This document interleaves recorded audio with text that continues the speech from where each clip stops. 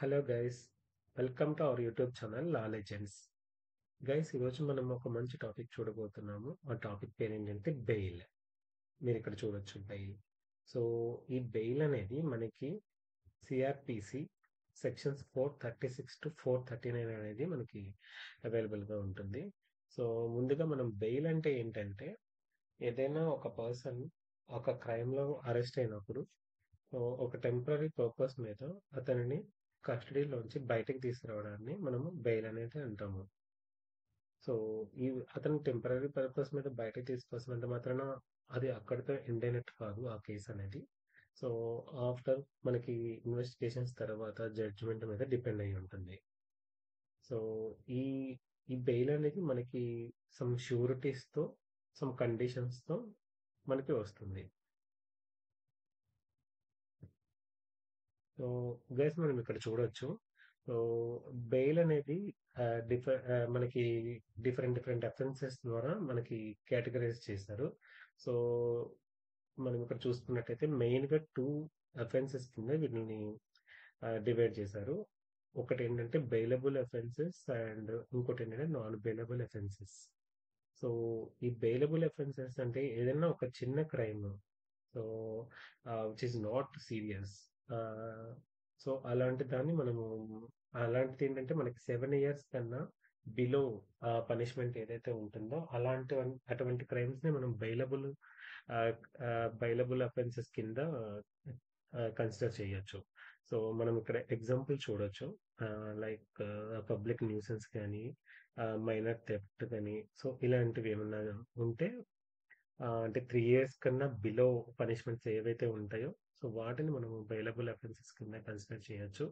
So మనకి ఇక్కడ మనం చూడొచ్చు, మనకి సెక్షన్ 436 ఆఫ్ సిఆర్పిసి అనేది మనకి బెయిలబుల్ అఫెన్సెస్ కి ఇన్ ప్లేస్ ఉంటుంది. సో ఇక్కడ మనము దీనికి ఎవరెవరైతే అథరైజ్డ్ పర్సన్స్ ఎవరైతే ఉన్నారో ఈ బెయిల్ ఇష్యూ చేయడానికి మనకి పోలీస్ స్టేషన్లో కానీ లేదంటే కోర్టు నుంచి కానీ మనం ఈ ఈ బెయిలబుల్ అఫెన్సెస్కి బెయిల్ తెచ్చుకోవచ్చు.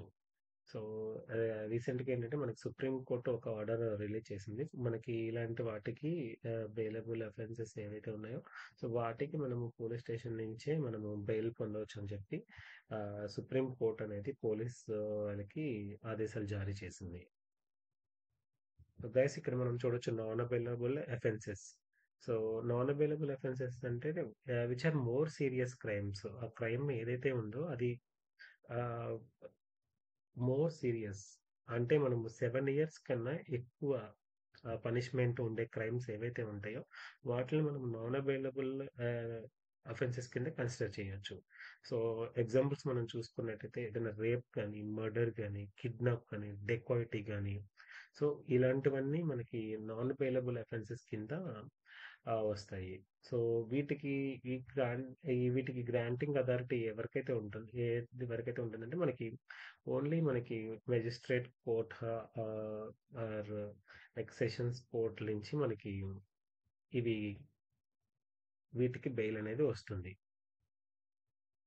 సో గైస్, మనము ఇంకోటి చూసుకున్నైతే మన సిఆర్పిసి సెక్షన్ 438 అది మనకి ఏంటంటే యాంటిసిపేటరీ బెయిల్ కింద వస్తుంది. సో యాంటిసిపేటరీ బెయిల్ అంటే మనకి ముందస్తు బెయిల్ అంటాం కదా, సో దాన్ని యాంటిసిపేటరీ బెయిల్ అంటాము. సో ఏదైనా క్రైమ్ లో ఒక పర్సన్ ఇరుక్కున్నప్పుడు కానీ లేదంటే ఒక పర్సన్ ఆ క్రైమ్ రిలేటెడ్ ఎవరైతే ఉన్నారో సో అతను అరెస్ట్ అవుతాడనే భయంతో ముందస్తుగానే బెయిల్ తెచ్చుకోవడాన్ని మనము యాంటిసిపేటరీ బెయిల్ అంటాము. అతనికి అందులో సంబంధం ఉండొచ్చు, సంబంధం లేకపోవచ్చు, కానీ అతను అరెస్ట్ అయ్యే ఛాన్సెస్ ఏవైతే ఉంటాయో అలాంటి సిచ్యువేషన్ లో అతను కోర్టును ఆశ్రయించి ముందస్తు బెయిల్ అనేది తెచ్చుకోవచ్చు. సో ఈ ముందస్తు బెయిల్ మనకి ఏంటంటే సెషన్ కోర్ట్స్ నుంచి కానీ లేదంటే హైకోర్టు నుంచి కానీ తెచ్చుకోవచ్చు. సో జనరల్ గా మనకి ఈ ముందస్తు బెయిల్ ఏదైతే ఉందో అది minors who are involved in the crime కానీ లేదంటే లేడీస్ కానీ ఎక్కువ త్వరగా వచ్చే ఛాన్సెస్ అయితే ఉన్నాయి. సో ఇవి మనకి బెయిల్ గురించి మనం చూసాం గైస్. సో వీటి గురించి ఇంకా క్లియర్గా నేను ఇంకొక వీడియోలో ఎక్స్ప్లెయిన్ చేస్తాను. సో ఇంతవరకు ఆ వీడియో చూసి నన్ను సపోర్ట్ చేసినందుకు థ్యాంక్ యూ.